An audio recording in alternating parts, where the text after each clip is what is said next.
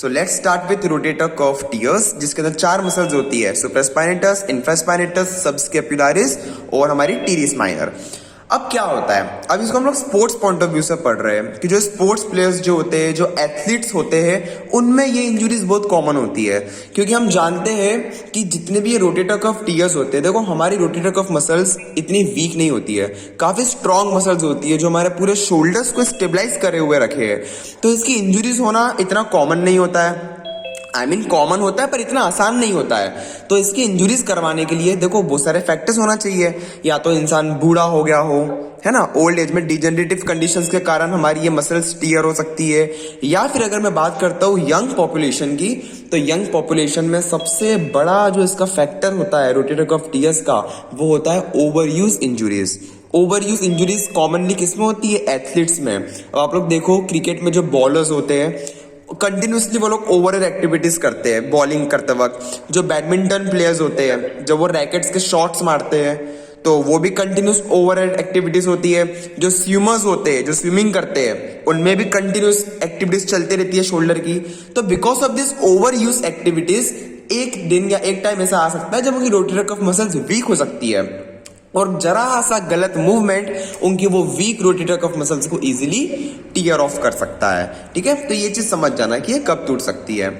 तो rotator cuff tier में खास कर पता कौन सी मसल्स टूटती होगी, बताएगा? इन चारों में से मोस्ट कॉमन मसल जो टीयर होती है वो कौन सी होती है, बताओ?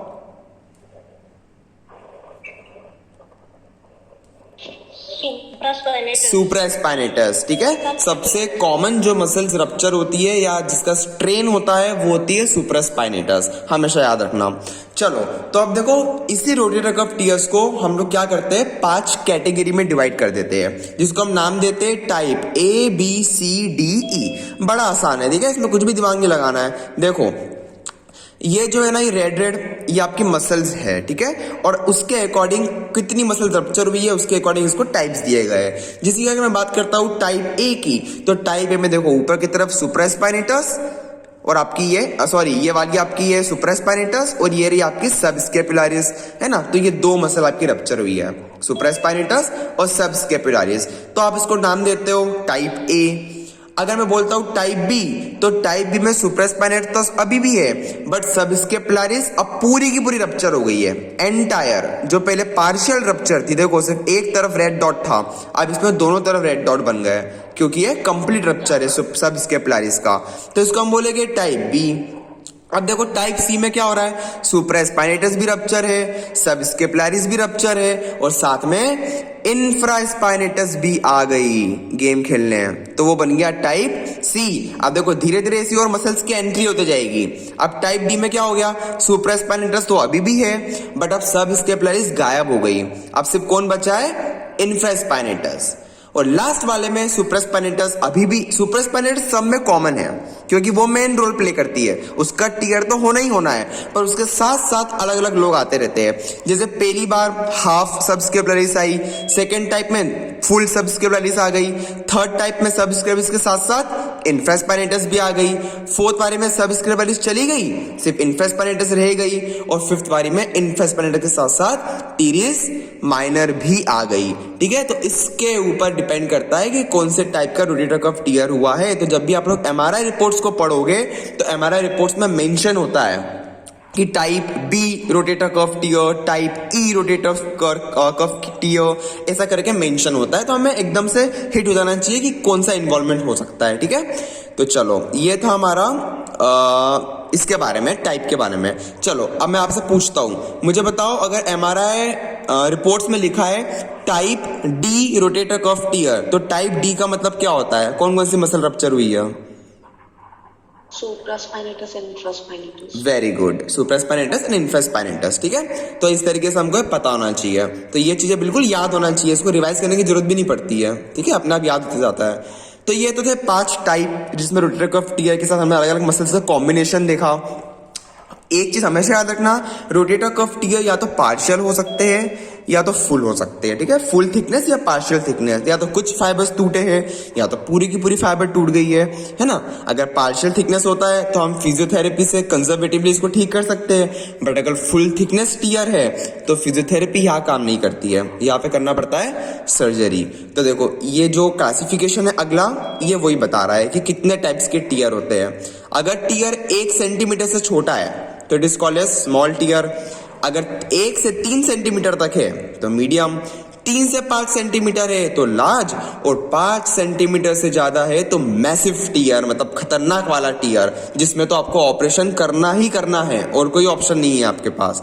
तो इस टाइप से हमने ये क्लासिफिकेशन देखा सेंटीमीटर के ऊपर बेस्ड, ठीक है। तो ये थी हमारी नॉर्मल इंट्रोडक्शन कि रोटेटर कफ मसल्स क्या क्या होती है, उनके फंक्शंस क्या होते हैं, उनके टाइप्स क्या होते हैं। यहां तक सभी को क्लियर है? पहले बताओ। Yes. क्लियर है सभी को? पक्का? ठीक है, तो अब हम आगे बढ़ते हैं। हमको अच्छे से पता है कि शोल्डर जॉइंट 4 जॉइंट से मिलकर बना है। एक होता है ग्लिनोह्यूमरल, एक होता है एक्रोमियोक्लेविकुलर, एक होता है स्टर्नोक्लेविकुलर, और एक होता है स्कैपुलोथोरैसिक। अब पता है स्कैपुलोथोरैसिक को ट्रू जॉइंट नहीं बोलते हो, ये ट्रू जॉइंट नहीं होता है, क्योंकि स्कैपुलोथोरैसिक तो बस आपके पीठ पे ऐसा बैठा हुआ है थोरैक्स पे, है ना, इसमें कोई जॉइंट फॉर्म नहीं होता है, बट उसको हम शोल्डर जॉइंट के अंदर लेते हैं, but it is not a true joint. हमेशा याद रखना, it is a physiological joint, it is not a anatomical joint, it is a physiological joint, scapulothoracic joint. इतनी चीजें याद रखना। जब ये चारों जॉइंट्स मिलके साथ में काम करेंगे तभी हमारे शोल्डर पे पूरा 180 डिग्री ऑफ फ्लेक्शन हो पाएगा। शोल्डर पे 180 डिग्री ऑफ फ्लेक्शन और 180 डिग्री ऑफ एबिडक्शन इन चारों जॉइंट्स के काम किए बिना नहीं हो सकता है, ये चीज हमेशा याद रखना। अब मुझे एक और चीज बताओ, अगर शोल्डर में इतनी ज्यादा मोबिलिटी है तो कुछ चीजें तो कम भी होगी, तो वो कम हुई चीज कौन सी हो सकती है बताओ? मोबिलिटी अगर ज्यादा है तो कम क्या है? स्टेबिलिटी। यस, तो मैं ऐसा बोल सकता हूं कि shoulder has more mobility but very less stability. और हिप जॉइंट इसका पूरा उल्टा होता है, हिप जॉइंट में मोबिलिटी ज्यादा नहीं होती है बट स्टेबिलिटी बहुत ज्यादा होती है in case of hip joint, ठीक है। तो शोल्डर में एक चीज हमेशा याद रखना है कि शोल्डर में मोबिलिटी बहुत कम होती है, शोल्डर में स्टेबिलिटी बहुत कम होती है, मोबिलिटी तो पूरी होती है। अब सोचो अगर शोल्डर में स्टेबिलिटी इतनी कम है और अगर आप ज्यादा एक्सेसिव मूवमेंट कर लोगे तो शोल्डर डिस्लोकेट हो जाना चाहिए।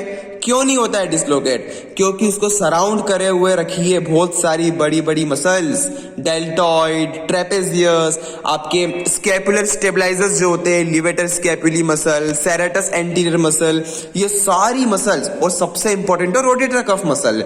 इन सब मसल्स ने एक पूरा क्लोज्ड कैविटी बनाई हुई है आपके शोल्डर जॉइंट के ऊपर, जो शोल्डर को डिस्लोकेट होने से बचाती है। तो बाय चांस अगर रोटेटर कफ टीयर हो जाए तो आप खुद सोचो, अगर रोटेटर कफ टीयर हो गया तो शोल्डर की स्टेबिलिटी कितनी ज्यादा डैमेज हो जाती है।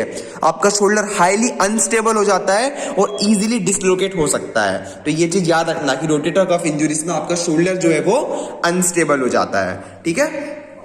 अब आ जाओ, हम ये एनाटॉमी की हमने बात कर ली, हमको सारे मूवमेंट्स पता है। मुझे फटाफट डिग्री बताओ, शोल्डर पे फ्लेक्शन और एबिडक्शन कितना डिग्री तक होता है?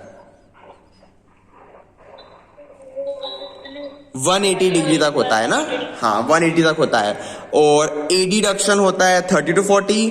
उसके अलावा इंटरनल रोटेशन आपका शोल्डर पे जो होता है वो 90 तक होता है और एक्सटर्नल रोटेशन 80 तक होता है, ठीक है। ये हमेशा याद रखना, हमें ये याद होना चाहिए, टिप ऑफ द टंग, ठीक है। तो एनाटॉमी करने के बाद अब हम आते हैं इटियोलॉजी पे। इटियोलॉजी का मतलब होता है कॉजेस। क्या कॉज हो सकते हैं? आपका रोटेटर कफ इतना टीयर क्यों हुआ? मैं आपको पहले ही बता चुका हूं कि सबसे पहला कारण तो हो सकता है डीजेनरेटिव चेंजेस, ठीक है। ओल्ड एज में जितनी भी हमारे बॉडी में डीजेनरेटिव चेंजेस होती है तो सबसे बड़ा एक कारण होता है degenerative changes in old age. अगर ये कारण नहीं है तो दूसरा कारण हो सकता है रेपिटेटिव माइक्रो ट्रॉमास, मतलब बार बार होने वाले माइक्रो ट्रॉमास, जो कब होते हैं? एथलीट्स में होते हैं, क्योंकि वो लोग कंटिन्यूस उनकी लाइफ टाइम तक खेल रहे हैं, कंटिन्यूस बॉलिंग कर रहे हैं, तो उन्हें पता तो नहीं चल रहा है बट धीरे धीरे उनकी जो मसल्स है उसमें माइनर माइनर ट्रॉमा होते जा रहे हैं हर रोज, जो आगे जाके ऑन अ लेटर एज उनको तकलीफ दे सकते हैं। Who is this Jinaya Bhatt? Jinaya please don't do that. इसके अलावा सीवियर ट्रॉमेटिक इंजुरीज, जैसे कि किसी को हो सकता है गोली लग जाए, किसी को चाकू का स्टैब लग जाए, तो जो ट्रॉमेटिक इंजुरीज होती है इनसे भी आपकी रोटेटर कफ मसल्स टियर होती है। और ट्रॉमेटिक इंजुरीज जो कि वापस से एथलीट्स में होती है, और सेकेंडरी डिसफंक्शन के कारण रोटेटर कफ टियर भी हो सकता है। सेकेंडरी डिसफंक्शन का मतलब होता है कि अदर देन शोल्डर, जैसे कि अगर कुछ वहां पे ट्यूमर बन जाए या वहां पे एबनॉर्मल बोन मास का फॉर्मेशन हो जाए तो वो सेकेंडरी डिसफंक्शंस कहलाते हैं, जिसके कारण वो मसल्स को टियर कर सकते हैं। समझो किसी किसी में क्या होता है ना कि एबनॉर्मल बोन ग्रोथ हो जाती है, एक्रोमियन जो होता है, किसी किसी का एक्रोमियन बहुत ज्यादा बड़ा हो सकता है, तो इतना बड़ा एक्रोमियन की जो शार्प एजेस होती है वो इन मसल्स को इंजर्ड कर सकती है, तो ये सब सेकेंडरी डिसफंक्शंस के केस में आता है। ठीक है, आप अगर गिर जाओ आउटस्ट्रेच हैंड पे और एक अनएक्सपेक्टेड फोर्स पुशिंग या पुलिंग करते वक्त आप धक्का मारो किसी चीज को जोर से या खींच रहे हो किसी चीज को जोर से, तो इतना ज्यादा हैवी फोर्स भी आपके मसल्स को डैमेज कर सकता है। ठीक है, तो ये होती है इसके कुछ कॉजेस जो हमें याद रखना चाहिए। चलो बताओ, कॉजेस सभी को क्लियर है कि कब कब इंजरीज हो सकती है? यस ओके, थायराइड एक इंपॉर्टेंट रोल प्ले करता है। ठीक है, थायराइड पैथोलॉजीज, तो थायराइड में भी आपकी रोटेटर कफ मसल्स वीक हो जाती है और टियर होने की चांसेस बढ़ जाती है। तो थायराइड, स्मोकिंग, ये सब कॉमन चीजें हर किस में आती है। ठीक है, या पुअर वेस्कुलरिटी, अगर आपकी ब्लड सप्लाई प्रॉपर नहीं है उन मसल्स को तो वो इजीली फट सकती है ना। अगर उनका मटेरियल प्रॉपर नहीं है, जैसे मसल्स में हमको पता है मसल्स बहुत सारे मटेरियल से बनती है, तो अगर वो मटेरियल प्रॉपर नहीं हो, उनमें अल्ट्रेशंस हो जाए, किसी किसी में जेनेटिक अल्ट्रेशंस होते हैं, कंपोजिशन मसल का प्रॉपर नहीं हो पाता है, तो उन पेशेंट्स में ये इंजरीज होने की चांसेस बहुत ज्यादा बढ़ जाती है। ठीक है, याद रखना। तो ये तो थे हमारे इटियोलॉजी के बारे में। तो अभी तक हम डेफिनेशन पढ़ चुके हैं, हम इटियोलॉजी पढ़ चुके हैं। अब नेक्स्ट हम आते हैं क्लिनिकल प्रेजेंटेशन में। ठीक है, कि इनका पेशेंट हमारे पास क्या कंप्लेंट लेके आएगा, तो बड़ी आसान कंप्लेंट लेके आएगा। पेशेंट क्या बोलेगा, जब इंजरी हुई है तो पहले बात तो उसको बहुत तेज पेन होगा शोल्डर में। अब ये जो पेन है रोटेटर कफ टियर्स का, ये रात में भी होता है। ये इंपॉर्टेंट चीज है, क्योंकि अगर आपको पेशेंट कंप्लेन करता है ना कि पेन मुझे रात में भी होता है, तो आपके मन में सीधा हिट करना चाहिए कि रात वाला पेन रोटेटर कफ इंजुरीज का हो सकता है। ठीक है, क्योंकि ये जो रोटेटर कफ मसल्स होती है, जब आप रेस्ट करते हो तो ये आपको रेस्ट पे पेन देती है। ठीक है, जब आप ओवरऑल एक्टिविटीज करोगे तो आपको ये पेन देगी। पेनफुल आर्क सिंड्रोम आपका पॉजिटिव आएगा। Can anybody tell what is painful arc syndrome?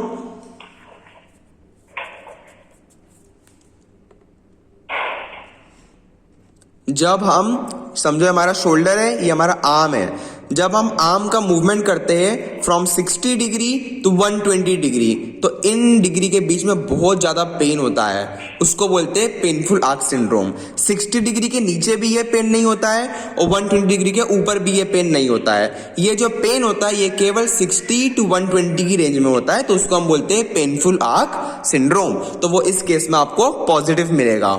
Weakness of involve muscle, मतलब कि सुपरास्पाइनेटस, जो भी मसल टूटी है उसकी आपको वीकनेस मिलेगी। तो वही चेक करने के लिए हम लोग स्पेशल टेस्ट लगाते हैं। मैं आपको अभी आगे बताऊंगा कि कौन कौन से स्पेशल टेस्ट हम लगाते हैं। हम चारों मसल्स के लिए एटलीस्ट एक एक स्पेशल टेस्ट पड़ेंगे। ठीक है, चारों मसल्स के लिए, तो वो चीजें और क्लियर हो जाएगी। तो हमेशा याद रखना, जब भी कोई मसल हमारी टूट जाती है तो हमेशा उस मसल की वीकनेस होगी, उसमें स्ट्रेंथ नहीं होगी, स्ट्रेंथ उसकी लॉस हो जाएगी और शोल्डर स्टिफनेस आपको मिलेगी। मिलना ही है सारी चीजें शोल्डर के आसपास की, तो आपको मिलना ही है। शोल्डर में पेन, शोल्डर में स्टिफनेस, ये सब कॉमन चीजें जो हमको मिलेगी। ठीक है, तो चलो बताओ, क्लिनिकल फीचर्स सभी को समझ में आ गए?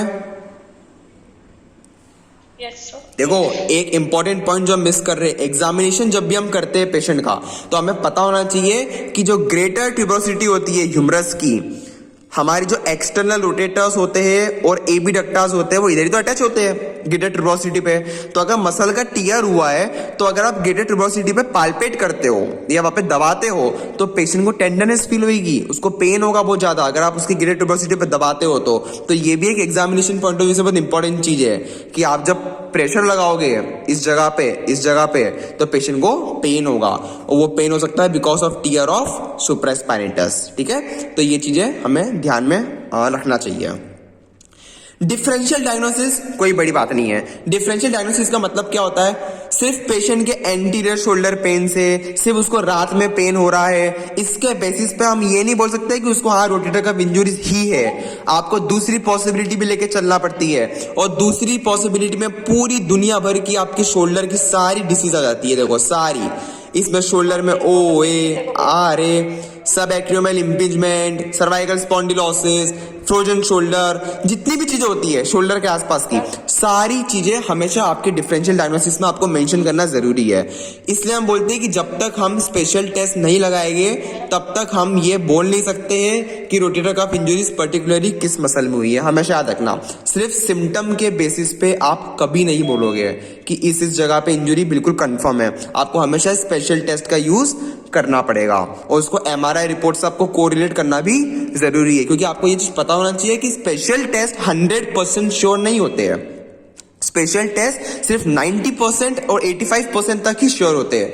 कोई भी स्पेशल टेस्ट 100% कभी श्योर नहीं होता है। वो आपको सिर्फ ये आइडिया देता है कि हाँ इसकी चांसेस लग रही है, ऐसा हो सकता है, पर उसको कंफर्म करने के लिए आपको MRI से कोरिलेट तो करना पड़ेगा। आप खुद देखो, समझो किसी को नी में ACL की इंजरी हुई है, तो डॉक्टर सीधा MRI करता है या पहले एंटीरियर ड्रॉअर टेस्ट लगाता है? डॉक्टर पहले एंटीरियर ड्रॉअर टेस्ट लगाता है, कंफर्म करता है कि हाँ ACL इंजरी हो सकती है, फिर MRI के लिए भेजता है। तो वैसे शोल्डर के लिए भी सेम है, पहले आप स्पेशल टेस्ट से कंफर्म करोगे, फिर उसको आगे MRI के लिए भेजोगे।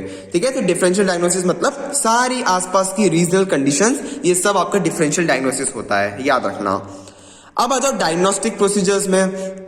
डायग्नोस्टिक प्रोसीजर्स मतलब वही सारे इमेजिंग स्टडीज आ जाएगी इसमें आपकी, जैसे कि क्लिनिकल एग्जामिनेशन। क्लिनिकल एग्जामिनेशन में आप उसकी एक्टिव रेंज ऑफ मोशन, है ना, active range of motion check करोगे, passive range of motion check करोगे, क्योंकि आप खुद सोचो अगर किसी को रोटेटर कफ टियर हुआ है, क्या वो पेशेंट उसका रेंज ऑफ मोशन पूरा हो सकता है? बताओ। नहीं हो सकता है। अब रेंज ऑफ मोशन में तो दो चीजें होती है, तो आपके दिमाग में आना चाहिए कि कौन सा रेंज ऑफ मोशन पूरा नहीं होगा। तो हमेशा याद रखना, जनरली रोटेटर कफ टियर के पेशेंट्स में पैसिव रेंज ऑफ मोशन तो हो जाता है, एक्टिव रेंज ऑफ मोशन वो नहीं कर पाते। ठीक है, एक्टिवली वो नहीं कर पाएंगे, बट अगर आप पैसिवली करवाओगे तो हो सकता है कि रेंज ऑफ मोशन पूरा आ भी जाए, बट एक्टिवली कभी रेंज ऑफ मोशन उनका पूरा नहीं आ सकता है। ठीक है, तो AROM और PROM को चेक करना बहुत जरूरी है। आप सारे स्ट्रेंथ टेस्ट लगाओगे। स्ट्रेंथ टेस्ट का मतलब ही होता है आपका स्पेशल टेस्ट जो हम आगे पढ़ने वाले हैं। ठीक है, एक्सरेज कराओ, क्योंकि एक्सरेज में कुछ फाइंडिंग्स मिलती है, मैं आपको अभी आगे बताऊंगा क्या क्या फाइंडिंग्स मिल सकती है। MRI हम करवाते हैं, क्योंकि सॉफ्ट टिश्यू इंजरीज हमें कभी भी MRI में दिखती है, एक्सरे में नहीं दिखती है।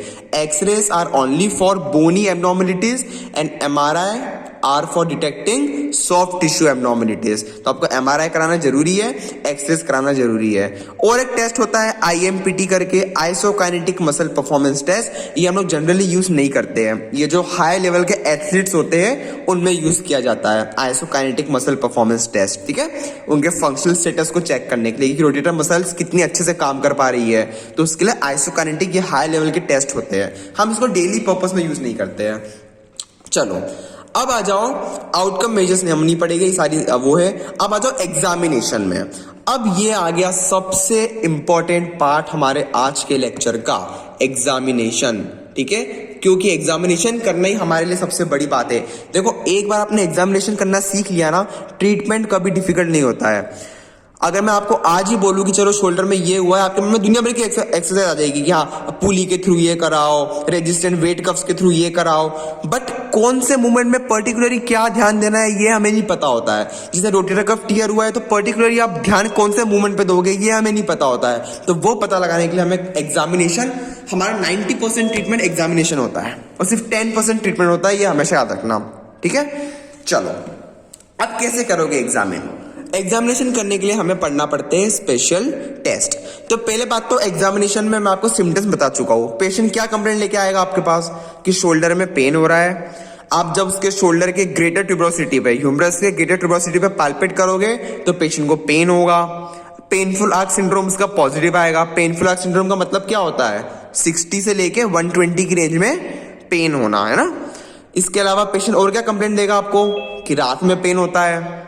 ठीक है, इतनी कंप्लेंट्स तो आपको पेशेंट देगा। अब आप क्या करोगे? अब आप क्या चेक करोगे? आपके पास पॉसिबिलिटी है 4 मसल्स की, सबस्कैपुलरिस, सुप्रास्पाइनेटस, इंफ्रास्पाइनेटस और टीरिस माइनर। अब रोटेटर कफ में इन चारों मसल्स होती है, तो हमें इन चारों मसल्स के लिए एटलीस्ट एक एक स्पेशल टेस्ट तो पता होना चाहिए इन मसल्स को आइसोलेट करने के लिए कि कौन सी मसल में इंजरी हुई है। तो सबसे पहले हम जो स्पेशल टेस्ट पढ़ते हैं वो हम पढ़ेंगे सबस्केपुलरिस मसल का, ठीक है।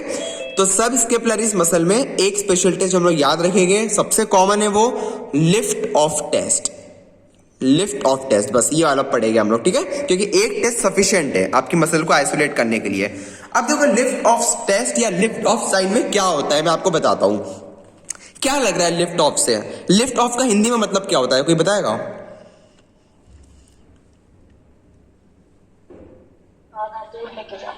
हाथ को उठाना या दूर लेके जाना किसी चीज से।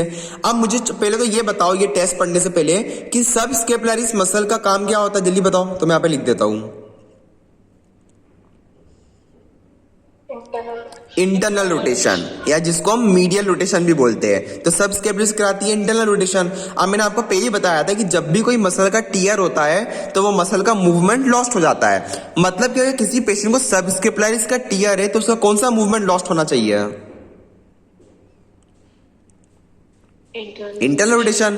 तो स्पेशल टेस्ट को कभी याद नहीं करना पड़ता है, दिमाग लगाना पड़ता है। अब हमको पता है कि इंटरनल रोटेशन अगर उसका लिमिटेड है तो ऐसा कुछ काम कराओ उससे जिसमें उसको इंटरनल रोटेशन करने की जरूरत पड़े, तो वो आप काम क्या करा सकते हो? Lift of sine. अब देखो लिफ्ट ऑफ साइन, आप इसको ऐसा क्या काम करवा रहे हो, देखो बड़ा इजी है, ये वीडियो देखना है, इजीली समझ में आ जाएगा।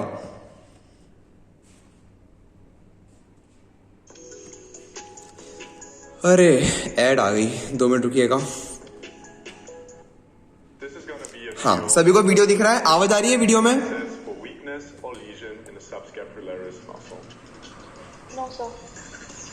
वीडियो की आवाज नहीं आ रही है आप लोगों को? ठीक है, अच्छी बात है, आवाज नहीं आ रही है। तो मेरी आवाज आ रही है सभी को?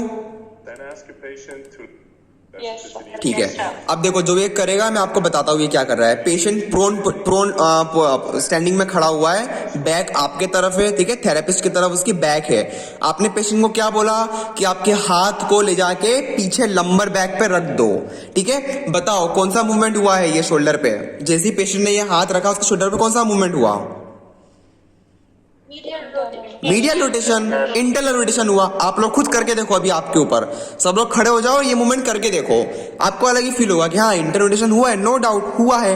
अब हमको तो पता है कि सब इसके प्राइस के टियर है। अब पेशेंट ने अभी क्या किया है, उसका जो पाम है उसने थोरैक्स से चिपका के रखा हुआ है। अब आप पेशेंट को क्या इंस्ट्रक्ट करोगे कि pull your palm away from your back, आपके हाथ को आपके बैक से आप दूर ले जाओ, अलग करो।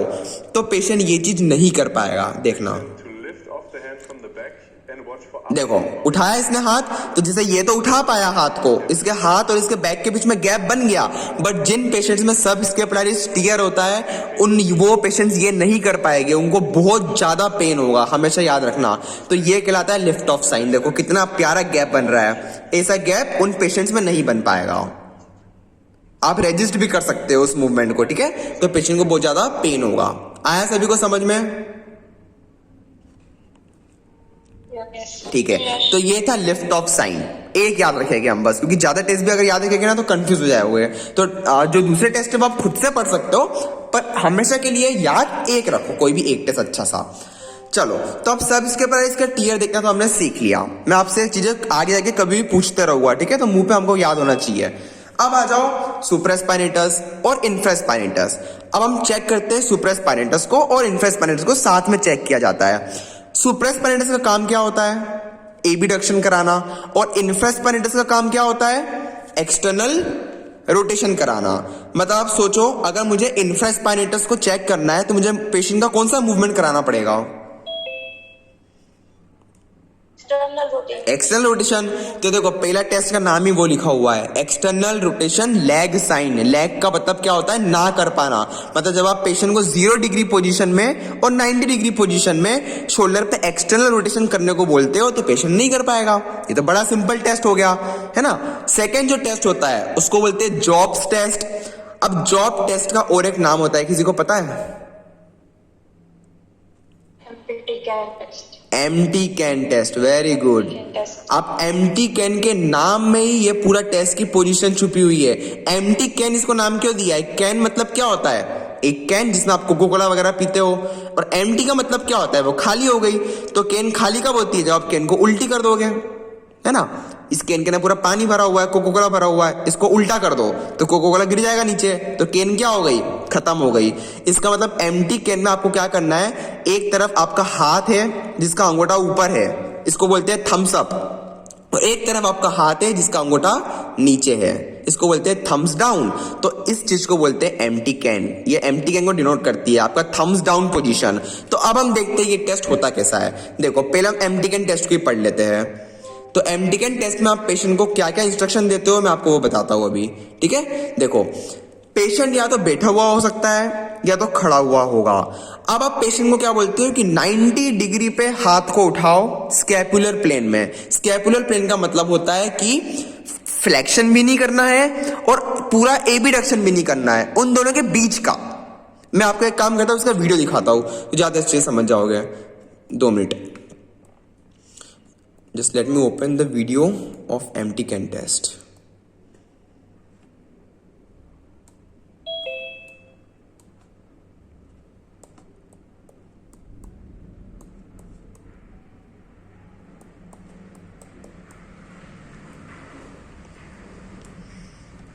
ठीक है, बड़ा इजी टेस्ट है ये, जॉब टेस्ट। अब देखना ध्यान से जो मैं बताऊंगा, ठीक है। Intelligent frame recommendations and find your perfect pair. Download the app now. Lenscom.com. In this video, 90 degrees. देखो ये जो आपको पोजीशन दिख रही है पेशेंट की, अब जो पोजीशन आपको दिखने वाली है पेशेंट की, उसको बोलते हैं scapular plane. That's the job test. देखना Patient standing. Elevate. ये देखो, ये होता है स्कैपुलर प्लेन। समझ में आ रहा है, ये ना तो पूरा फ्लेक्शन है ना तो पूरा अबडक्शन है, ये उन दोनों के बीच का प्लेन होता है। पहले बताओ इतना सभी को समझ में आया कि स्कैपुलर प्लेन क्या होता है। ठीक है, तो स्कैपुलर प्लेन में हमने पेशेंट को हाथ को एलिवेट किया। अब हम क्या करेंगे, एम्प्टी कैन है तो थम्स को नीचे करना जरूरी है। अब जैसे आपने थम्स को नीचे किया, शोल्डर पे कौन सा मूवमेंट हुआ, करके देखो, इंटरनल रोटेशन हुआ, है ना। अब आप क्या करोगे, अब देखो आप क्या करोगे, And then you आप नीचे की तरफ फोर्स लगाओगे। थेरेपिस्ट क्या करेगा, उसके रिस्ट में नीचे की तरफ फोर्स लगाएगा और पेशेंट को उसको रेजिस्ट करना है। पेशेंट को वो डाउनवर्ड फोर्स ऑफ थेरेपिस्ट को रेजिस्ट करना है। तो जब पेशेंट ये करेगा तो पेशेंट को शोल्डर में पेन होगा, पेशेंट को शोल्डर में पेन होगा, क्योंकि जब वो इस मूवमेंट को रेजिस्ट कर रहा है तो उसके एक्सटर्नल रोटेटर्स पे जोर आ रहा है, और हमारी इंफ्रास्पाइनेटस क्या है, एक्सटर्नल रोटेटर्स है। आप जब उस मूवमेंट को रेजिस्ट कर रहे हो तो आपके शोल्डर पे क्या होना चाह रहा है, एबिडक्शन, और एबिडक्शन कौन कराता है, सुप्रास्पाइनेटस। इसलिए एम्प्टी कैन टेस्ट दोनों चीजों के लिए होता है, सुप्रास्पाइनेटस के लिए भी और इंफ्रास्पाइनेटस के लिए भी। तो समझ में आया आप क्या करते हो इसमें, बस इस पोजीशन में आपको नीचे की तरफ डाउनवर्ड फोर्स लगाना है और पेशेंट को उस फोर्स को रेजिस्ट करना है। तो जब वो पेशेंट रेजिस्ट करेगा इस फोर्स को तो पेशेंट को शोल्डर में पेन होगा, और इसी को बोलते हैं एम्प्टी कैन टेस्ट। सभी को क्लियर है? Yes. Yes, sir. Fantastic. Empty can test के अलावा एक टेस्ट हम और याद कर लेते हैं सुप्रास्पाइनेटस के लिए, और वो होता है drop arm test. Drop arm test भी उतना ही इजी है, नाम से हमको समझ में आ रहा है ड्रॉप आर्म, मतलब अगर आपने आर्म को ऊपर उठाया और छोड़ दिया तो आर्म एकदम से गिर जाएगा। अब ऐसा क्यों होगा, देखो आप लोग इसमें क्या करते हो, बड़ा इजी है। आप क्या करते हो, पेशेंट का पैसिवली उसके हाथ को एक फ्लेक्शन करवाते हो स्कैपुलर प्लेन में। अब आप क्या करते हो, उसके हाथ को छोड़ देते हो, पेशेंट के हाथ को, तो उसका हाथ गिर जाता है नीचे, क्योंकि उसकी सुप्रास्पाइनेटस वाली मसल में इतनी ताकत ही नहीं है कि उसके हाथ को वो होल्ड कर पाए, तो उसका हाथ क्या होगा, गिर जाएगा। तो उसको बोलते हैं ड्रॉप आर्म टेस्ट। फटाफट एक वीडियो देख लेते हैं तो चीजें क्लियर हो जाएगी।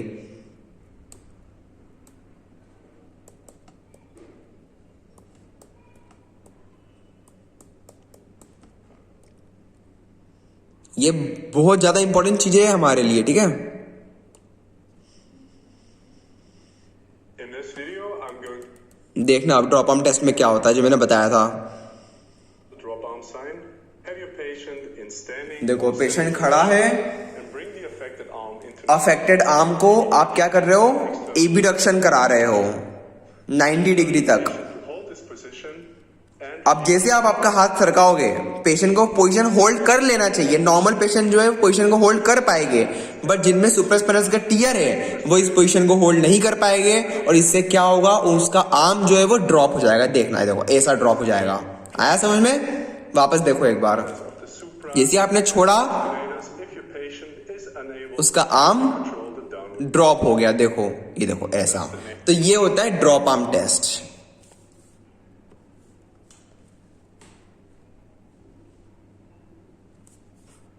जो यस चलो, तो हाँ कहा गया हमारा सुप्रास्पाइनेटस, ये रहा। तो ठीक है, ड्रॉप आर्म टेस्ट हम समझ गए, एम्प्टी कैन टेस्ट हम समझ गए। जो फर्स्ट वाला टेस्ट था वो तो बड़ा इजी था। पेशेंट के शोल्डर को 0 डिग्री न्यूट्रल पोजीशन में रखो और सिंपल उसको एक्सटर्नल रोटेशन करने के लिए बोलो, तो पेशेंट नहीं कर पाएगा। ठीक है, तो उसको बोलते हैं एक्सटर्नल रोटेशन लेग साइन, जिसमें एक्सटर्नल रोटेशन नहीं हो पाएगा। अब थर्ड जो हमारी मसल बची है वो है हमारी टीरिस माइनर। अरे 2 मिनट, ठीक है, तो हम चालू।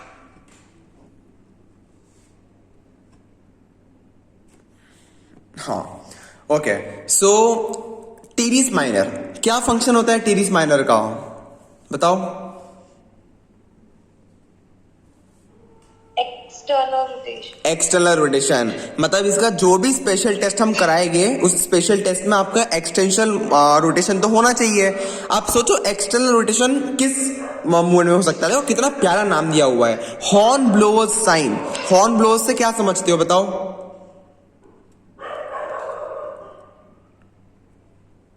हॉर्न का मतलब क्या होता है?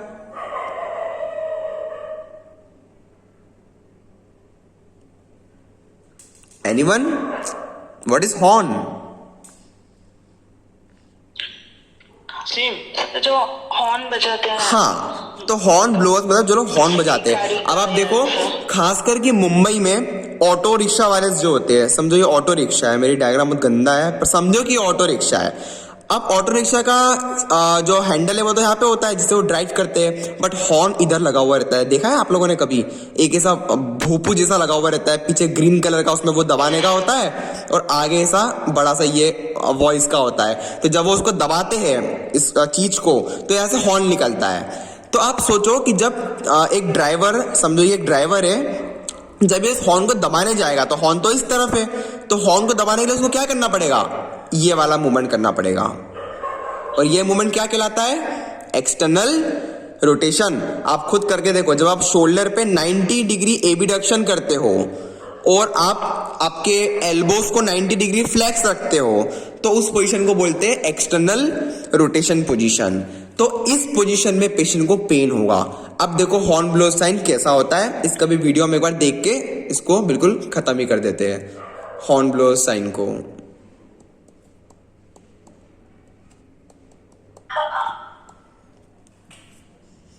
सी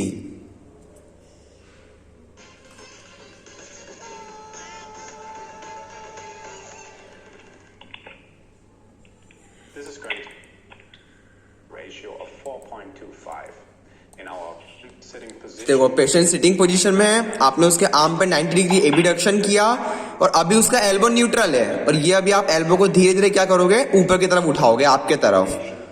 देखो जैसे आप एल्बो को आपकी तरफ लेके जा रहे हो, रेजिस्ट कर रहे हो, वो कौन सा मूवमेंट हुआ? External rotation. तो पेशेंट को इसमें पेन हुआ। हमेशा याद रखना, पेशेंट कभी वो मूवमेंट कर ही नहीं पाएगा, उस पोजीशन में वो आ ही नहीं पाएगा। वापस देखो एक बार, Attribute the findings at least a moderate clinical value. देखो patient is in sitting position, आपने 90 डिग्री अबडक्शन किया, एल्बो अभी न्यूट्रल में। जैसे आप एल्बो को ऊपर ले जाने की कोशिश करोगे एल्बो उसका ऊपर जा नहीं पाएगा, पेशेंट को पेन होगा। आप इस मूवमेंट को रेजिस्ट भी कर सकते हो। आप आगे की तरफ धक्का लगाओ और पेशेंट को बोलो कि पीछे की तरफ अपने हाथ को लेके आओ, तो पेशेंट उसके हाथ को लेके नहीं आ पाएगा। इसको बोलते हैं हॉर्न ब्लोअर्स साइन। आया सभी को समझ में?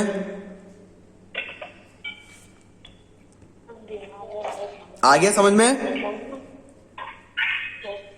ठीक है, तो ये होता है हॉर्न ब्लोअर्स साइन। अब चलो एग्जामिनेशन को हम लोग खत्म करते हैं। खत्म करने से पहले एक लास्ट इंपॉर्टेंट चीज, एक चीज होती है जिसको बोलते हैं test item cluster. Please mute your mic.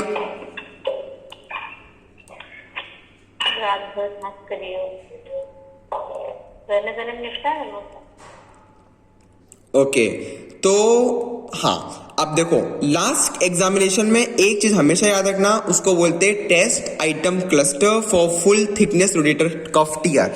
इसका मतलब क्या होता है, अगर आप सिंगल टेस्ट लगाते हो ना, आपने जॉब टेस्ट लगा लिया, ठीक है, पॉजिटिव आया, फिर आपने और कुछ टेस्ट लगाया, नेगेटिव आया, इससे आप एक्यूरेसी नहीं बता सकते हो। आप सीधा ये नहीं बोल सकते हो कि हाँ उसको बिल्कुल टियर है ही सही।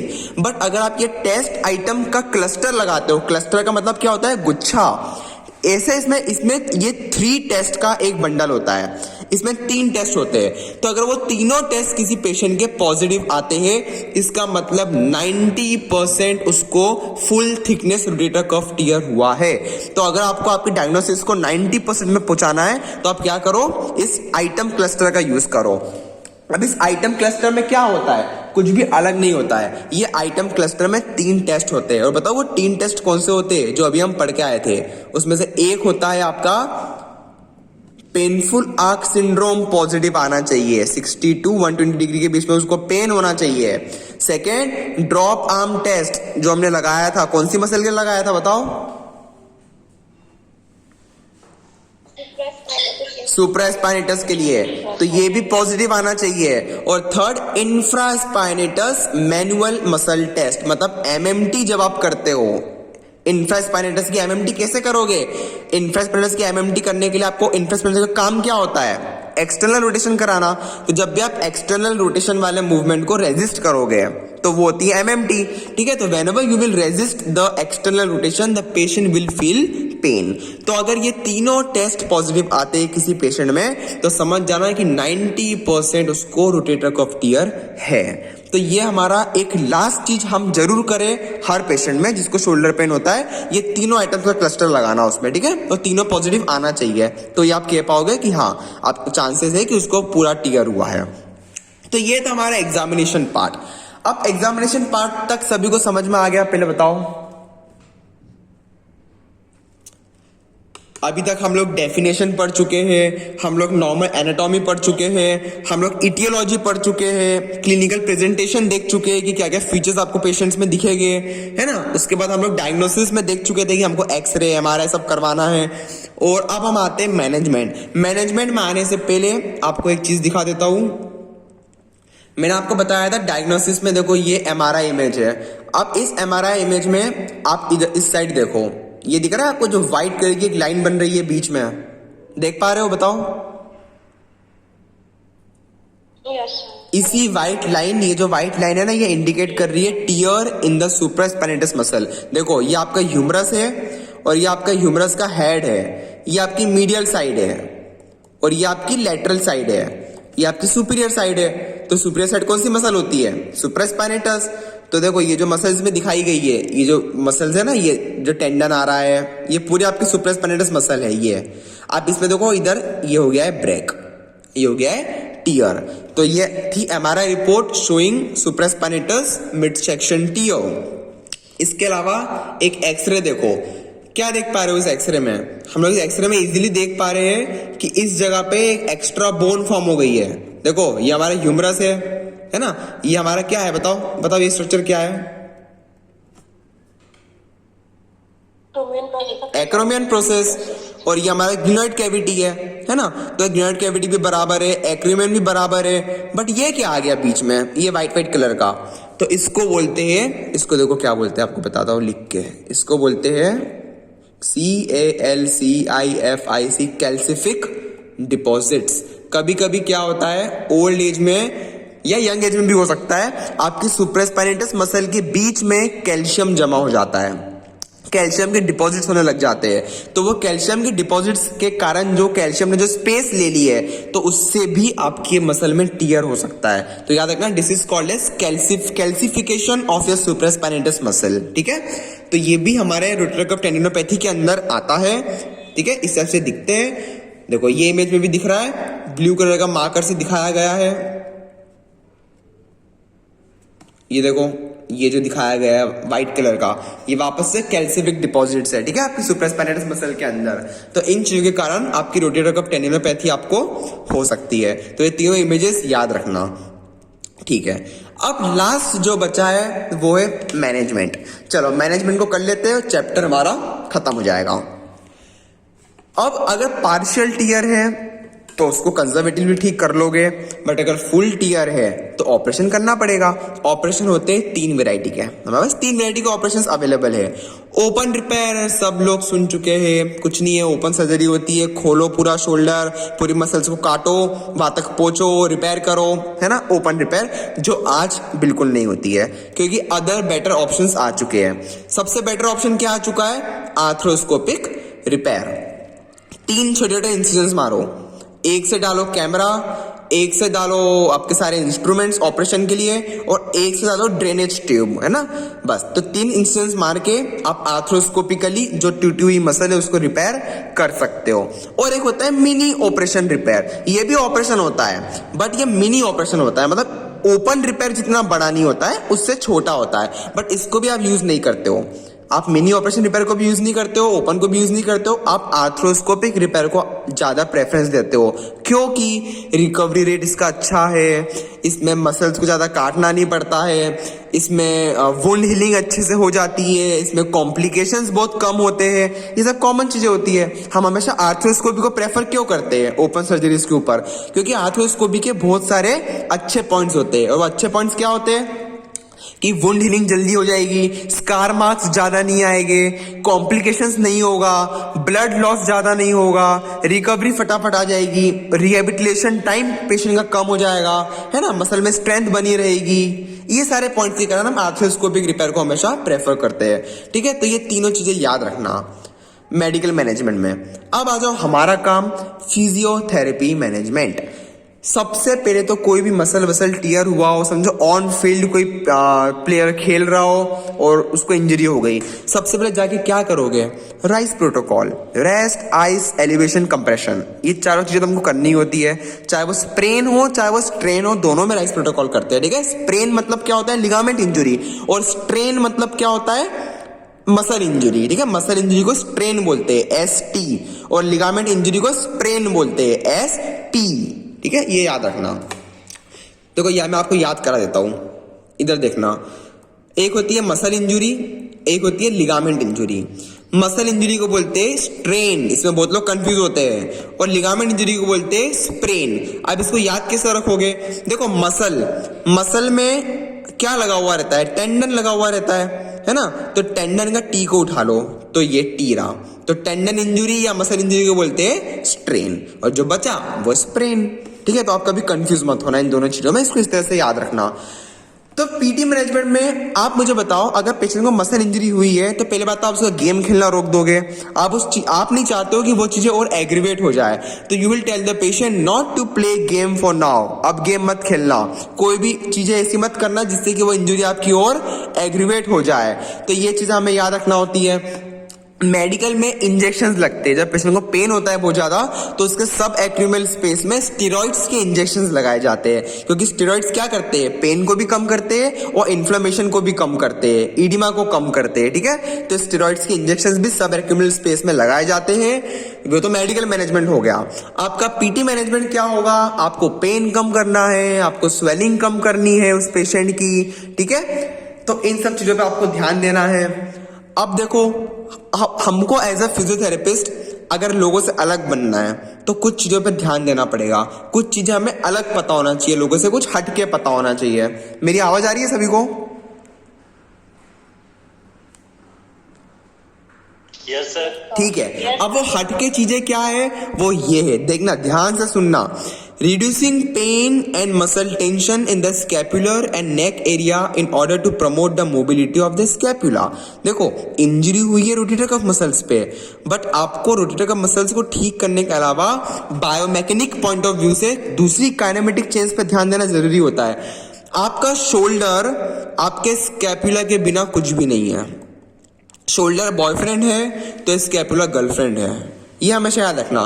तो कभी भी शोल्डर के मूवमेंट्स को लाने के लिए आपको आवाज नहीं आ रही। सभी को नहीं आ रही है आवाज?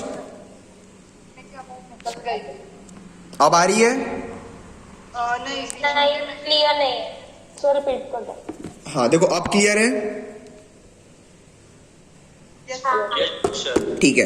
मैंने ये बताया था कि शोल्डर के मूवमेंट्स को कभी भी अगर आपको रिगेन करना है तो आपके शोल्डर, हाँ वापस एक्सप्लेन कर रहा हूं मैं। देखो शोल्डर के मूवमेंट्स ना आपके स्कैपुला को ठीक किए बिना कभी नहीं आ सकते, हमेशा याद रखना। आप जो 180 डिग्री तक आपके हाथ को उठा पाते हो उसमें बहुत बड़ा रोल होता है स्कैपुला का, क्योंकि स्कैपुला घूमता है ऊपर की तरफ, स्कैपुला पे अपवर्ड रोटेशन होता है। जब भी आप आपके आर्म को उठाते हो तो आपका स्कैपुला पे अपवर्ड रोटेशन होता है। अगर स्कैपुला पे अपवर्ड रोटेशन नहीं होगा, अगर स्कैपुला फिक्स हो जाए एक ही जगह पे, तो आपका शोल्डर कभी भी 90 डिग्री के ऊपर नहीं जा सकता है। और आप ये बिल्कुल नहीं चाहोगे। आपको क्या, आपको चाहिए 180 तक आपका मूवमेंट चले जाए। तो 180 तक मूवमेंट को पहुंचाने के लिए आपको स्कैपुला पे वर्क करना भी उतना ही इंपॉर्टेंट है। तो इस स्कैपुला की मोबिलिटी को इंक्रीज करने के लिए आप क्या दे सकते हो? स्कैपुलो थोरेसिक मोबिलाइजेशंस। जितने भी स्कैपुलो थोरेसिक मोबिलाइजेशंस होते हैं अपवर्ड रोटेशन के लिए, elevation, scapular elevation, scapular depression, scapular protraction, scapular retraction, सारे मूवमेंट्स जो जो स्कैपुला पे होते हैं उन सब का मोबिलाइजेशन अगर हम कराते हैं तो उतना ही हमारा शोल्डर की रेंज आने में हमको हेल्प होगी। इसके अलावा जो खास मसल्स को हमको टारगेट करना है वो ये मसल्स है, आपकी पेक्टोरालिस माइनर, आपकी अपर ट्रेपेजियस और आपकी लिवेटर स्कैपुली। क्योंकि लिवेटर स्कैपुली आपकी मेन स्टेबलाइजर होती है, अपर ट्रेपेजियस आपकी बहुत ज्यादा मेजर मसल होती है और पेक्टोरालिस माइनर भी इंपॉर्टेंट मसल होती है क्योंकि ये आपके शोल्डर को स्टेबलाइज करे हुए रखे है। ठीक है, तो इन तीनों मसल्स पे हमको एक्स्ट्रा फोकस देना है, ये हमेशा याद रखना। तो आप आपके प्रोटोकॉल पे कभी भी पेक्टोरालिस माइनर की, अपर ट्रेपेजियस की और लिवेटर स्कैपुली की स्ट्रेंथनिंग भी इंक्लूड करना। अगर आप इनकी स्ट्रेंथनिंग कराते हो तो रिकवरी बहुत जल्दी होती है और यही चीज हमें अलग बनाएगी दूसरे लोगों से कि हम पर्टिकुलर, क्योंकि मसल्स में बहुत सारी होती है, आप जनरलाइज एक्सरसाइज नहीं करा सकते हो, आपको फोकल स्पेसिफिक मसल्स पे भी काम करना जरूरी है। तो वो ये 3 मसल्स थी। ठीक है, इसके अलावा आपको सेरेटस एंटीरियर पे भी काम करना है। देख लो, देखो ये सब इंपॉर्टेंट मसल्स के नाम लिखे हुए हैं, pectoralis minor, upper trapezius, levator scapulae, serratus anterior. चलो कोई बताएगा सेरेटस एंटीरियर को और क्या नाम से बुलाया जाता है? कोई बताएगा? बॉक्सस मसल है ना, बॉक्सस मसल, क्योंकि ये इतनी इंपॉर्टेंट मसल है, इसने आपके स्कैपुला को पकड़ के रखा हुआ है थोरैक्स पे। अगर ये मसल छोड़ दे आपके स्कैपुला को तो एक डिफॉर्मिटी हो जाती है, उसको क्या बोलते हैं? विंगिंग ऑफ स्कैपुला, है ना। और विंगिंग ऑफ स्कैपुला पे आपकी मोबिलिटी भी लॉस्ट हो जाती है स्कैपुला की। तो हमेशा याद रखना कि स्कैपुला को अगर जगह पे बनाए रखना है, थोरैक्स से चिपका के रखना है, तो सेरेटस एंटीरियर की स्ट्रेंथनिंग कराना बहुत ज्यादा जरूरी है। ठीक है, तो सेरेटस एंटीरियर की स्ट्रेंथनिंग भी आप इंक्लूड करना इसमें। हमारे जो जिम होती है, जिम में होती है ना रो मशीन करके होती है, तो रो मशीन जो होती है वो सेरेटस एंटीरियर की स्ट्रेंथनिंग के लिए होती है, तो आपको वो करवाना जरूरी होता है। ठीक है, ठीक है, तो ये सब हम इन मसल्स पे ध्यान देंगे अच्छे से, तो हमारा शोल्डर की जो रिकवरी है वो फटाफट हो जाएगी। हमको हमेशा याद रखना है कि एक्सेसिव मूवमेंट कभी भी मत कराना। एक हर चीज का एक प्रॉपर डिसाइडेड प्रोटोकॉल होता है, उसके अकॉर्डिंग चलना इंपॉर्टेंट है। ठीक है, इन मसल्स पे हम ज्यादा ध्यान देंगे और सारे मूवमेंट्स को फिर धीरे धीरे करके हम रिकवर करेंगे। सारे मूवमेंट्स में आपको पता है मेन मूवमेंट्स किस पे आपको फोकस करना है, एबडक्शन और एक्सटर्नल रोटेशन। यही 2 मूवमेंट है जिस पर आप ज्यादा फोकस करोगे, क्योंकि यही पेशेंट के नहीं आ पाते। नो डाउट पेशेंट फ्लेक्शन कर लेगा, इंटरनल रोटेशन कर लेगा, एडिडक्शन कर लेगा, सब कर लेगा, बट अबडक्शन और एक्सटर्नल रोटेशन ये उसके लॉस्ट हो जाते हैं। तो इनको रिकवर करना बहुत ज्यादा जरूरी होता है। ठीक है, तो आप वेट कफ्स का यूज करो, धीरे धीरे रेजिस्टेंस को बढ़ाते जाओ। ठीक है, और मूवमेंट्स को रिकवर करते जाओ। तो टोटल आपको क्या करना है, आपको पूरी उसकी नॉर्मल जॉइंट आर्थ्रोकाइनेमेटिक्स को रिकवर करना है, सारे रेंजेस को वापस लाना है, ये आपके लिए बहुत जरूरी है। अब एक और इंपॉर्टेंट चीज, एक और इंपॉर्टेंट टिप हमेशा याद रखना, आपका जो रोटेटर कफ के जो पेशेंट्स होते हैं उनमें पोस्टीरियर कैप्सूल की टाइटनेस हो जाती है। अब पोस्टीरियर कैप्सूल क्या होता है? हमारा जो शोल्डर होता है, समझो हमारा शोल्डर है, तो शोल्डर के अराउंड कैप्सूल है ना, आगे की तरफ एंटीरियर कैप्सूल है, पीछे की तरफ पोस्टीरियर कैप्सूल है। तो पोस्टीरियर कैप्सूल जो है ना वो बहुत ज्यादा टाइट हो जाती है। ठीक है, तो मुझे बताओ पोस्टीरियर कैप्सूल के टाइटनेस को ठीक करने के लिए हम जब मोबिलाइजेशन देंगे शोल्डर पे तो हमको कौन सी ग्लाइड देना चाहिए? एंटीरियर पोस्टीरियर ग्लाइड दोगे या पोस्टीरियर एंटीरियर ग्लाइड दोगे? बताओ। Anterior posterior. अब वो इसलिए देंगे क्योंकि इसके पीछे भी एक बहुत बड़ा गेम है, और वो गेम होता है, बताओ किस चीज का, उसको बोलते हैं, देखो एक बार एक्सप्लेन कर देता हूं, वो होता है ये कॉन्वेक्स कॉन्केव रूल।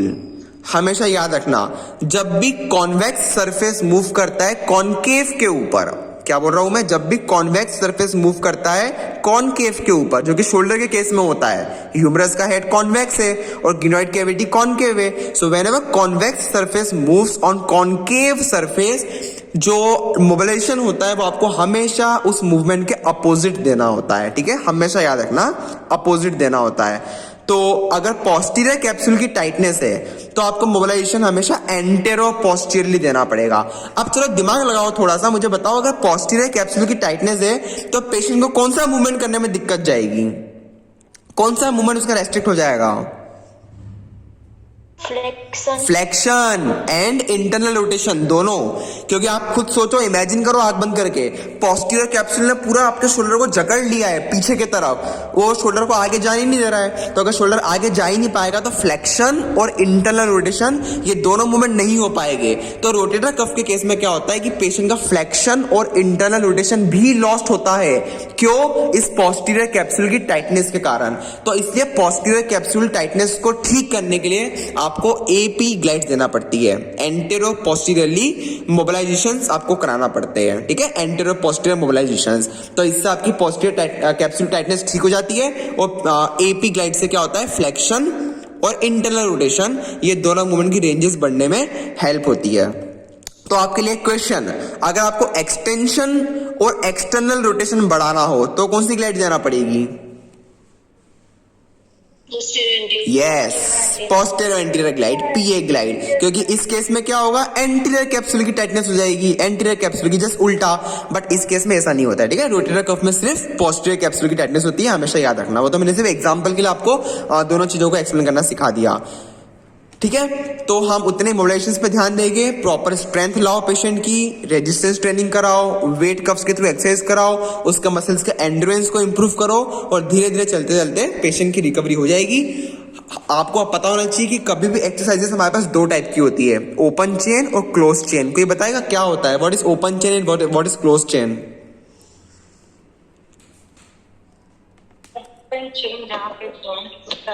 हाँ, यस, ओपन चेन का मतलब होता है कि जब भी कोई एक जॉइंट पे मूवमेंट हो रहा है ना, तो कोई दूसरे जॉइंट्स उस मूवमेंट को अफेक्ट नहीं करते हैं। मतलब कि एक जॉइंट पे मूवमेंट होने के लिए दूसरे जॉइंट्स की कोई रिक्वायरमेंट नहीं है, तो उसको बोलते हैं ओपन चेन। और क्लोज चेन का मतलब क्या होता है कि जब भी आप एक जॉइंट में मूवमेंट करते हो दूसरे जॉइंट्स में मूवमेंट भी होना चाहिए। अगर 3-4 जॉइंट्स मिलकर साथ में काम नहीं करेगी तो उसको आप क्लोज चेन नहीं बोलोगे। इसका बहुत प्यारा एग्जांपल होता है स्क्वेटिंग। आप सब करके देखो, जब भी आप लोग स्क्वेटिंग करते हो मोशन सिर्फ हिप पे हो रहा है क्या, बताओ? नहीं, जब भी हम स्क्वेटिंग करते हैं मोशन हमारा हिप पे भी हो रहा है, नी पे भी हो रहा है और एंकल पे भी हो रहा है। मतलब तीनों पे मोशन होना जरूरी है ना, स्क्वेटिंग करते वक्त, तो उसको हम क्लोज चेन बोलते हैं। बट अगर आप खड़े हो और अगर आप सिर्फ नी को फ्लेक्स कर रहे हो, नी को फ्लेक्स, अगर मैं आपको बोलता हूं कि खड़े हो जाओ और नी पे फ्लेक्शन करो, तो नी पे जब आप फ्लेक्शन करते हो तो क्या आपके हिप पे कोई मोशन हो रहा है, बताओ? नहीं हो रहा है, तो वो कहलाता है ओपन चेन। तो याद रखना कि in open chain movements one joint is independent of other joints, but in close chain one joint is always dependent on 2 और 3 जॉइंट्स ऑल्सो, ठीक है, ये याद रखना। तो आप पेशेंट को सारी ओपन चेन की एक्सरसाइजेस कराओ। तो ओपन चेन में बड़ी इजी है, देखो पहला में क्या है, साइड लाइंग एक्सटर्नल रोटेशन कराओ, फिर शोल्डर का एक्सटेंशन कराओ प्रोन लाइंग में, फिर प्रोन लाइंग में उसको अबडक्शन करने के लिए बोलो, सारे मूवमेंट्स कराना है हमको, सारे मूवमेंट्स अगेंस्ट वेट, है ना, वेट कफ बांध दो उसके रिस्ट पे, और abduction, extension, flexion, external rotation, internal rotation, सारे मूवमेंट्स हमको कराना पड़ेंगे। तो ये ओपन चेन मूवमेंट्स कहलाएंगे। और एक होते हैं क्लोज चेन मूवमेंट्स। तो क्लोज चेन में देखो ये एग्जांपल दिया हुआ है, स्विस बॉल रखी हुई है छोटी साइज की, पेशेंट आउटस्ट्रेच आर्म करके उस पर हाथ रखा हुआ है। अब आप पेशेंट को क्या बोलोगे कि आपके स्विस बॉल को मूव करो ऊपर दीवार पे, ठीक है। तो वो मूवमेंट के लिए आपके रिस्ट पे मोशन होना भी जरूरी है और शोल्डर पे भी मोशन होगा। फिर सेकंड आप क्या बोल सकते हो कि स्विस बॉल को प्रेस करो दीवार पे, तो जब वो पेशेंट प्रेस करेगा दीवार पे तो वो आइसोमेट्रिक्स हो जाएगी आपके शोल्डर के लिए, ठीक है। तो आप स्विस बॉल के थ्रू भी करा सकते हो, क्लोज चेन एक्सरसाइज आप करा सकते हो। तो हमेशा देखना ओपन चेन और क्लोज चेन दोनों करवाना बहुत जरूरी होती है, पर चालू आप कभी भी ओपन चेन से करोगे। फिर एक बार पेशेंट की स्टेबिलिटी आना चालू हो जाए ओपन चेन में तो आप उसको प्रोग्रेस कर दो क्लोज चेन में, है ना। तो इस तरीके से हम प्रोग्रेशन करते हैं। और अगर आप के लिए एक चीज और बता दूं, शोल्डर मूवमेंट्स को इंक्रीज करने के लिए, शोल्डर की रेंज ऑफ मोशन को लाने के लिए आप सर्वाइको थोरेसिक मोबिलाइजेशंस का यूज भी कर सकते हो, ठीक है। जिनको आता हो, जिनने मैनिपुलेशन सीखा हो, तो अगर आप सर्वाइको थोरेसिक लेवल पे, सर्वाइको थोरेसिक वर्टिब्रल लेवल पे मैनिपुलेशंस देते हो तो वो भी आपके शोल्डर रेंज को इंप्रूव करने में हेल्प करती है, क्योंकि हर चीजें एक दूसरे से कनेक्टेड है। हमें ये याद रखना चाहिए, हमारे जो पीछे वर्टिब्रेज होते हैं वो कनेक्ट है हमारे स्कैपुला के साथ। स्कैपुला हमारे एक्रोमियो क्लेविकुलर जॉइंट के थ्रू कनेक्टेड है क्लेविकल से, क्लेविकल कनेक्टेड है हमारे स्टर्नम से। ये पूरा कॉम्प्लेक्स होता है, इसलिए हम इसको शोल्डर जॉइंट नहीं बोलते, इसको हम बोलते हैं शोल्डर जॉइंट कॉम्प्लेक्स, क्योंकि ये 3-4 जॉइंट्स का मिला हुआ पूरा बड़ा सा एक कॉम्बिनेशन होता है। तो केवल एक जॉइंट पे काम करने से कभी भी पेशेंट की रिकवरी हमको नहीं मिलेगी। अगर आपको पेशेंट की रिकवरी चाहिए है तो आपको बताओ कितनी चीजों पे काम करना पड़ेगा। सर्वाइको थोरेसिक जॉइंट्स पे, स्टर्नो क्लेविकुलर जॉइंट पे, एक्रोमियो क्लेविकुलर जॉइंट पे, ग्लिनोह्यूमरल जॉइंट पे और स्कैपुलो थोरेसिक जॉइंट पे। इतने सारे जॉइंट्स पे आपको काम करना है, तब जाके आपकी शोल्डर की रिकवरी बिल्कुल 100% हो पाएगी। तो ये था हमारा आज का topic for 100% recovery of your rotator cuff injuries, ठीक है। तो ये हमने पूरा टॉपिक कंप्लीट कर लिया है ट्रीटमेंट तक। आया सभी लोगों को समझ में? Yes sir. कोई डाउट किसी को? ठीक है, तो हमने डेफिनेशन से उठाते हुए, एपिडेमियोलॉजी से लाते हुए, aetiology, clinical presentation, diagnosis and then treatment, इतनी सारी चीजों को साथ में लेते हुए ये टॉपिक खत्म किया है। एक लास्ट क्वेश्चन मुझे बताओ कि अगर किसी को रोटेटर कफ टियर हुआ है तो आप पर्टिकुलरली रिकवरी के टाइम पे, रिहैब के टाइम पे कौन सी मसल्स पे ज्यादा फोकस करोगे? मसल्स के नाम बताओ।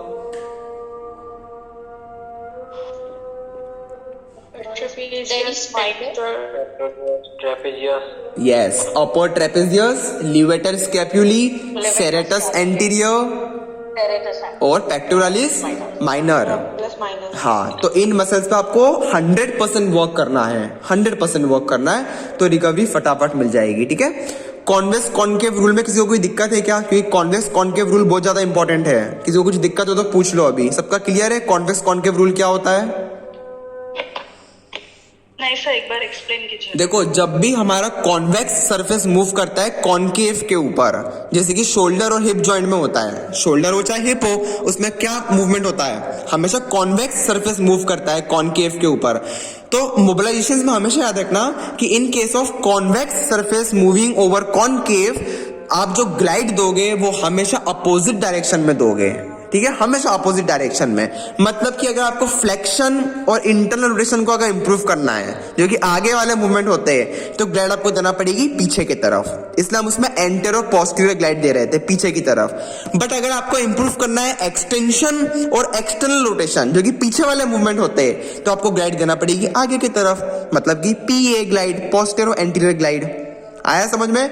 सो आप जो ग्लाइड दोगे वो हमेशा अपोजिट डायरेक्शन में दोगे अगर कॉन्वेक्स सरफेस मूव करता है कॉनकेव के ऊपर। बट अगर कॉनकेव सरफेस मूव करता है कॉन्वेक्स के ऊपर, जो कि कहाँ होता है? कोई एग्जांपल देगा? बॉडी में ऐसा कौन सा जॉइंट है जहां पे कि कॉनकेव सरफेस मूव करता है कॉन्वेक्स के ऊपर? Knee joint, your knee joint and elbow joint, है ना। तो नी जॉइंट पे क्या होता है? आपके टिबियल कॉन्डाइल्स मूव करते हैं जो कि कॉनकेव होते हैं। तो नी जॉइंट पे अगर आप मोबिलाइजेशंस दोगे तो हमेशा सेम डायरेक्शन में दोगे, ये फर्क समझ जाना। अगर कॉनकेव मूव करेगा कॉन्वेक्स के ऊपर तो you will give the glide in same direction. मतलब कि मैं आपको एग्जांपल देता हूं, अगर आपको नी फ्लेक्शन इंप्रूव करना है तो नी फ्लेक्शन इंप्रूव करने के लिए आप लोग ग्लाइड किस डायरेक्शन में दोगे? बताओ। पोस्टीरियर, क्योंकि नी फ्लेक्शन किस तरफ होता है, नी फ्लेक्शन पीछे की तरफ होता है ना, पोस्टीरियर, तो आप ग्लाइड भी दोगे पोस्टीरियर ग्लाइड। बट अगर आपको नी का एक्सटेंशन इंप्रूव करना है तो नी का एक्सटेंशन किस तरफ होता है, आगे की पीछे? आगे। तो आप ग्लाइड कौन सी दोगे, आगे वाली ग्लाइड दोगे, मतलब कि पीए, पोस्टीरियर और एंटीरियर ग्लाइड दोगे। ठीक है, तो इतना सा फर्क होता है, बट बहुत बड़ी चेंजेस लाने में उतना ही इंपॉर्टेंट है। ठीक है, फर्क हमेशा याद रखना कि कौन से ग्लाइड देने से कौन सा मूवमेंट हमारा इंप्रूव होता है। पूरा बस इमेजिन करना होता है कि जॉइंट कैसे मूव होते हैं। एक बार इमेजिनेशन पावर हमारी अच्छी हो गई ना, तो फिर ट्रीटमेंट में कभी दिक्कत नहीं आती है, कभी रॉन्ग कर ही नहीं सकते हो। ठीक है, इट्स ऑल अबाउट इमेजिनेशन। तो ये था कॉन्वेक्स कॉन्केव रूल। ठीक है, हाँ चलो, तो ये था आज का लेक्चर अपना रोटेटर कफ इंजरीज के बारे में। आज सुरभि की तबीयत ठीक नहीं है तो कल वो शोल्डर इंस्टेबिलिटी पढ़ाएगी। ठीक है, shoulder instability. Okay, so thank you everyone.